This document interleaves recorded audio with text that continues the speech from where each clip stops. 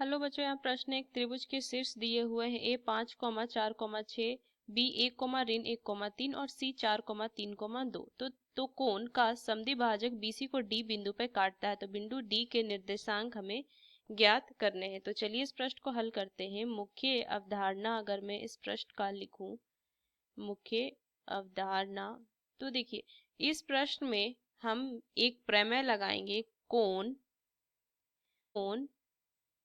द्विभाजक प्रमेय।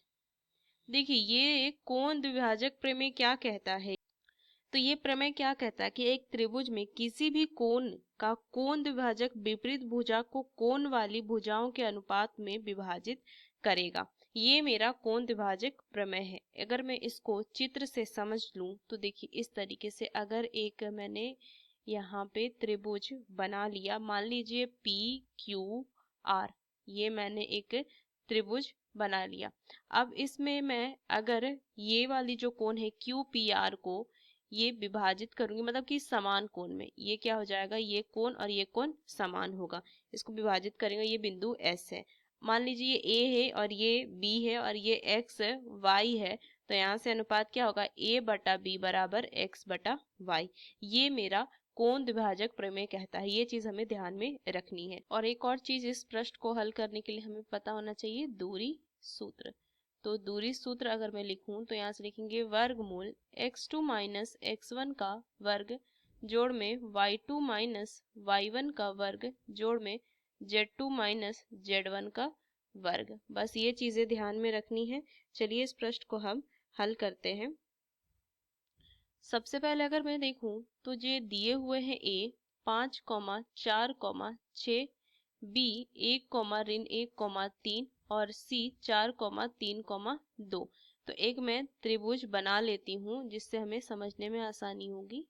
देखिए ये ए बी और सी, इस कोण का जो समद्विभाजक है वो बीसी पे डी बिंदु पर है। ये तो मुझे ये डी का क्या करना है, निर्देशांक ज्ञात करने हैं।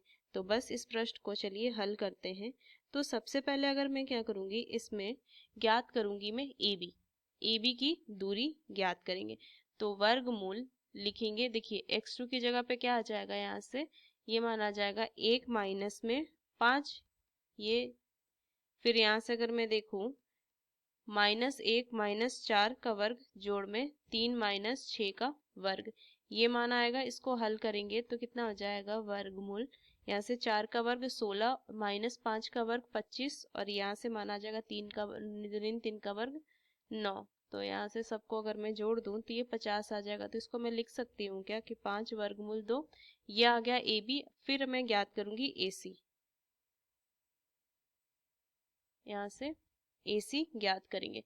तो ये आ जाएगा वर्गमूल 4 -5 का वर्ग जोड़ में 3 -4 का वर्ग जोड़ में 2 -6 का वर्ग।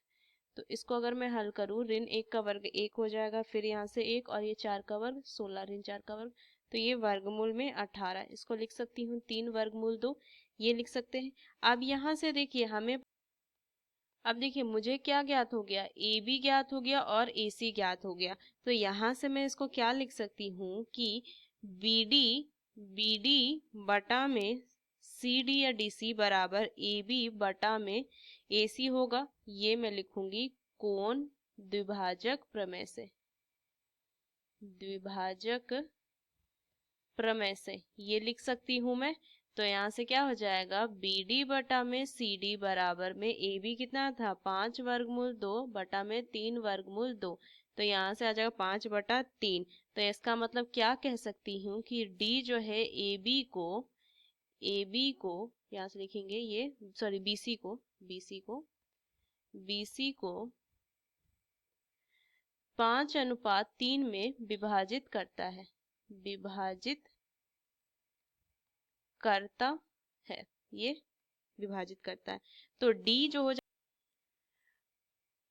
तो यहाँ से डी जो है वो, तो डी जो है 5:3 में विभाजित करता है। तो यहाँ से मुझे विभाजन सूत्र ध्यान में अगर मैं लिख लूं, विभाजन सूत्र, तो ये क्या होता है, विभाजन सूत्र अगर मैं यहाँ से लिख लूं तो क्या हो जाएगा, देखिए m x2 जोड़ में n x1 बटा में m जोड़ n कॉमा में m y2 जोड़ में n y1 बटा में m जोड़ n कॉमा में m z2 जोड़ में n z1 बटा में m जोड़ n। ये m और n अनुपात है और यहाँ से अगर मैं देखूँ ये x1 x2 ये बिंदु के निर्देशांक है।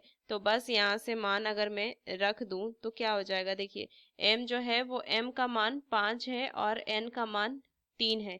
तो यहाँ से मैं क्या लिखूंगी, d के निर्देशांक याद करने हैं तो मैं x1 का मान अगर मैं देख लूँ तो ये 1 है और यहाँ से अगर मैं y1 का मान देख लूँ तो ये कितना हो जाएगा -1 है और z1 का मान देख लूँ तो 3 है। फिर x2 देख लूँ तो ये 4 है, y2 देखूँ तो ये 3 है और z2 देखूँ तो ये 2 है। तो यहाँ से मान लीजिए d के निर्देशांक a b c हैं तो यहाँ से मैं क्या लिखूंगी कि 5 गुना में 4 और प्लस में कितना हो जाएगा 3 गुना में x1 1 बटा में 8 ये लिखूंगी, कॉमा में ये जाएगा यहाँ से अगर मैं देखूँ फिर कितना हो जाएगा m 5 गुना में y2 3 जोड़ में n कितना हो जाएगा यहाँ से 3 गुना में y1 माइनस में 1 बटा में 8 कॉमा में फिर देखेंगे 5 गुना में z2 कितना है यहाँ से लिखूंगी तो 2 और जोड़ में 3 गुना में z1 कितना है 3 बटा में 8 ये मान आया। तो ऊपर कितना आ जाएगा, देखिए ये हो जाएगा 20 जोड़ 3 बटा 8 ये कितना आ जाएगा 15 ऋण में 3 बटा 8 और ये कितना आ जाएगा 10 जोड़ में 9 बटा 8 ये मान आया। बस इसको अगर मैं हल कर लूँ तो ये हो जाएगा 23 बटा 8 कॉमा में 12 बटा 8 कॉमा में 19 बटा 8। तो ये आ जाएंगे डी के निर्देशांक और यही मुझे ज्ञात करना था। तो इस मुख्य अवधारणा का इस्तेमाल करके हमने इस प्रश्न को हल किया। आशा करते हैं प्रश्न आपको समझ में आया। धन्यवाद।